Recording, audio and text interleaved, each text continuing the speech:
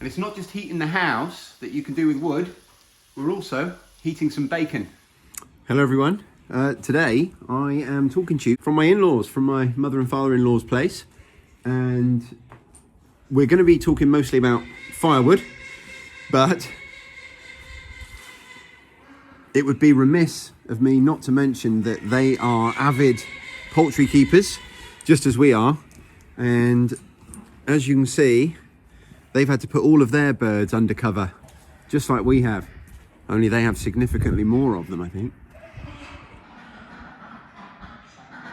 Oh, the ducks and geese in a barn there. And out here,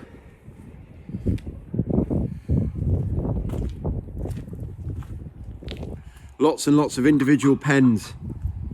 They tend to breed actual breeds, pure breeds, and sell them. So that's why they've got all these individual pens. And I know that in that barn there, which has got a open area the other side, again meshed off, is probably full of hens as well. So anyway, we're here to pick up some wood. So as you know, most of the heating in our house comes from a fire, burning wood, and we generate most of that ourselves. We try and generate all of it ourselves, but with the lockdown this year, with us both, and me being off work, with us spending more time at home, with the children spending more time at home, we're burning a lot more wood, and we've literally run out. And that's not something I would have let happen if I didn't know that I had this resource here. So my father-in-law, we've got a bit of a deal. So when we're not in lockdown, I cook tea for them every Sunday, and in return we get access to their firewood. And this is a hobby of his. He does this because he loves it. But just look at how much is here, all the way back. I mean, there's enough there. That would probably keep our house going for 3 years, that pile there. Average years, not like this year. And that's not even half of it. There is tons and tons and tons. So part of my father-in-law's work, he does sort of maintenance on a really big estate, and he will clear up just fallen boughs. So all of this wood is generated as a byproduct of his job, but he absolutely loves it. He's got this amazing machine that splits wood.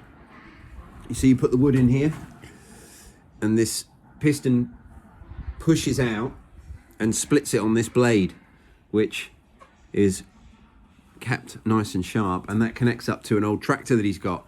Generally speaking, if he's not working and he's not walking the dogs or looking after the chickens, he's chopping firewood. It's like I say, he just loves that. He can't get enough, and there's enough wood here to last several households several years. So we're gonna take some home now to subsidize the amount that we've already got. Right, just got to bag some more up. I've loaded some into the car,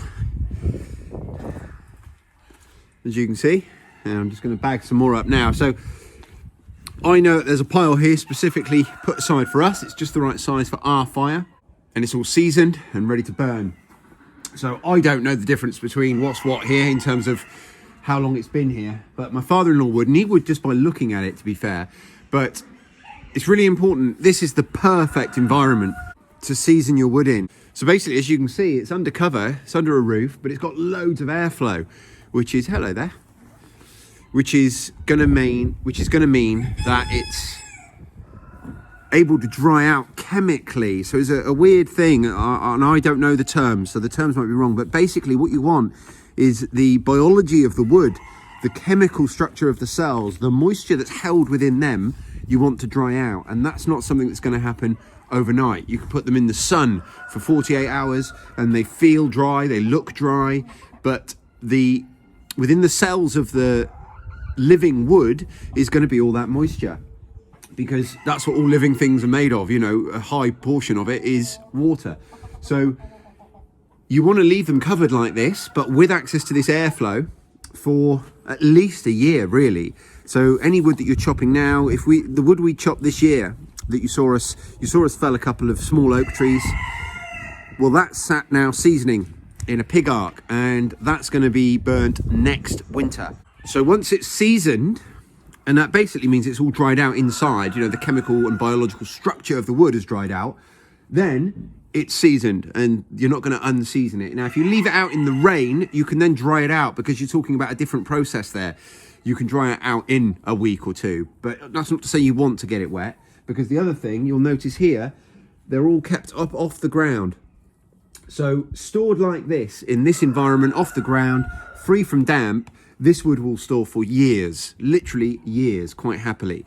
And the reason that you want to store it that way, and the reason that you want to use seasoned wood, is because it's going to burn better, it's going to burn more efficiently, giving you better heat per hour, or however you want to measure it. It's also going to have less rubbish kicked out up your flue, causing soot and blackening up your chimney, which can cause fires. So it's really important to use seasoned wood, particularly if you're using a flue or some kind of chimney. So I'm going to finish up loading the rest of this now and get it home. Okay, this is the last bag for the car. There we go. Now we can head home. So there's a couple of other considerations depending on your type of fire as well. Whether you've got a wood burning stove like we have in our kitchen, and that's probably the one you've seen if you've seen a fire at our house. It's probably the wood burning stove in the kitchen, which is a sealed unit connected to a flue. The other type of fire, which is what we've got in our front room, is an open fire where literally there's just a grate and a chimney, and the chimney sucks the smoke up, but also some of the heat, and the fire is in the room, not separated by a barrier. Well, there's a big difference in what you can burn as well, because a lot of what we've got back here will be old fence posts and things like that, and they may or may not have been treated. You don't want to burn them on an open fire, because you burn them, the chemicals that they've used in the treatment process could easily escape into the room, which isn't really something you want. So we're able to burn them in our kitchen fire in our wood burner, but we wouldn't burn them in our open fire in the front room. So we're all fully loaded and time to get back. So excuse the state of the windows, but it would be remiss of me not to just mention, I've already said that my in-laws live on a big estate, and to drive out we have to drive through this amazing deer park. And sometimes these guys will be right up on the road. Isn't that lovely?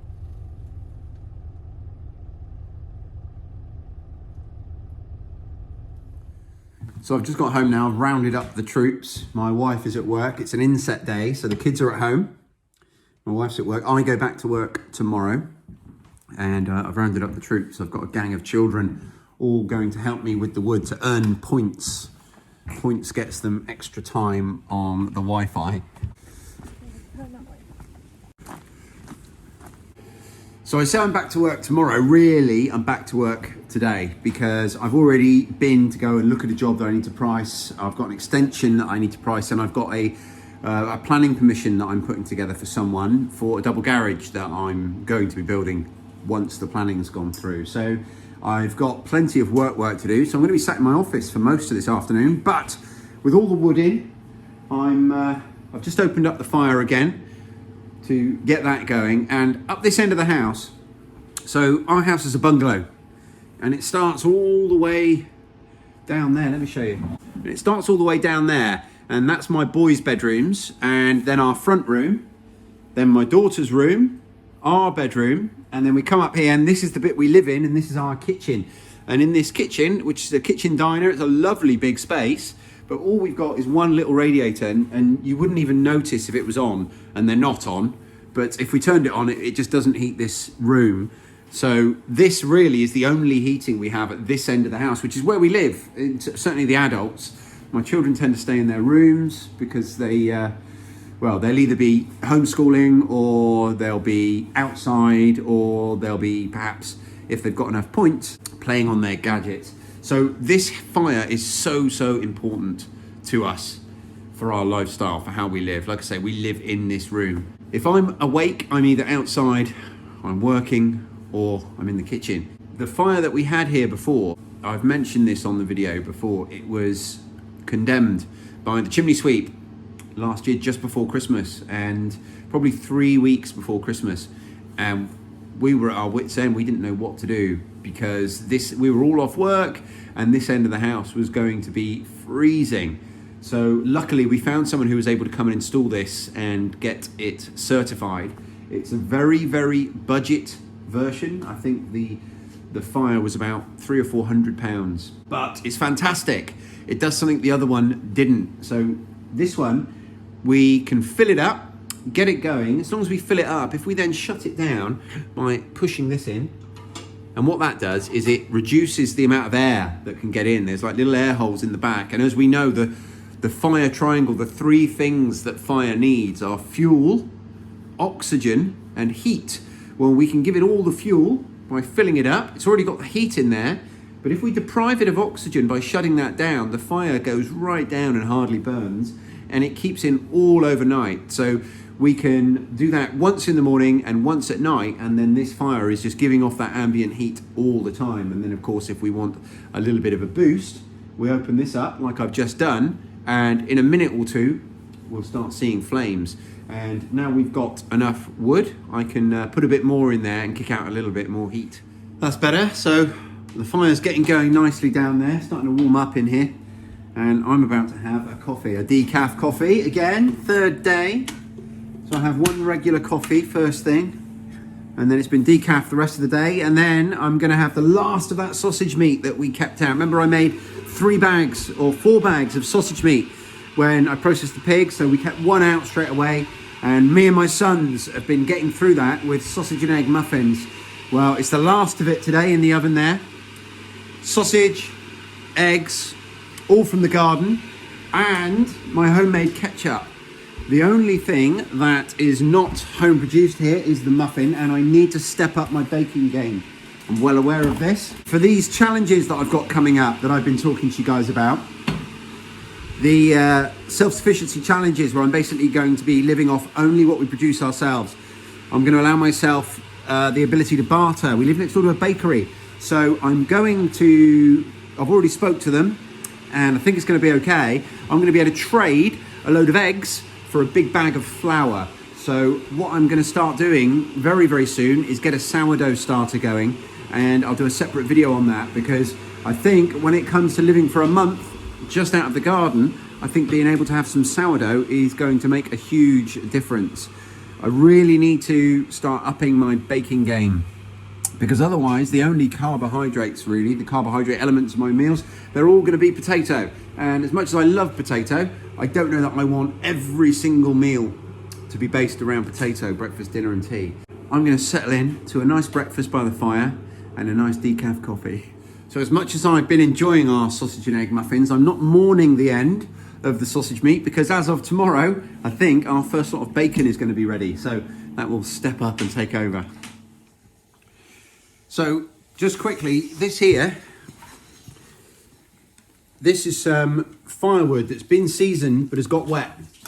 So we're just drying that out in front of the fire. This is our firewood from the garden, and it has, like I say, it's been seasoned. It was chopped down well over a year ago, and it was dried out, seasoned, but it's got wet, and we're drying it by the fire, and that won't take very long. But what you can't do is season wood this way, because no matter how much warmth you add to it, you're not really going to accelerate that process of the cells expelling their water and drying out. So this is fine. If you've got some seasoned wet wood that you want to dry out, you can do it this way. But if you're trying to season wood, there's nothing you can really do to accelerate the process too much. I mean, I suppose you can buy kiln dried wood these days. I don't know if that is having it in an atmosphere that's extremely arid so that it kind of draws the moisture out through osmosis. I don't know. And I don't, I'm not an expert on any of this stuff. This is just my understanding. So if you're watching and you know a bit more about it than I do, then please do let me know. Let me know what I'm getting wrong, because there's nothing I want to do more than learn. That's why I'm doing all the things I'm doing. But like I say, these are seasoned logs that have got wet, and we're drying them by the fire. But look at that, and that's kicking out the heat now.